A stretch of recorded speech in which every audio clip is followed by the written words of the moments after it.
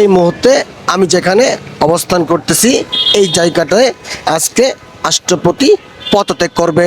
আমি আপনাদেরকে দেখানোর জন্য চেষ্টা করতেছি, সবাই আপনারা দেখতে থাকুন কেন এই রাষ্ট্রপতি এই জায়গা থেকে পদত্যাগ করলেন। এর পিছনে অনেক কিছুই কারণ থাকতে পারে, সেই বিস্তারিত দেখতে পারবেন এই ভিডিওতে।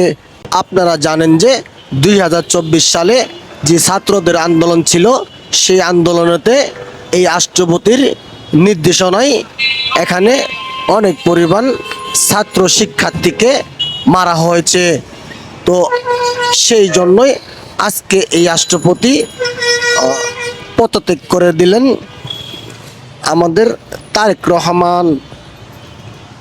তো বিস্তারিত দেখতে পারবেন এই ভিডিওর সাথে।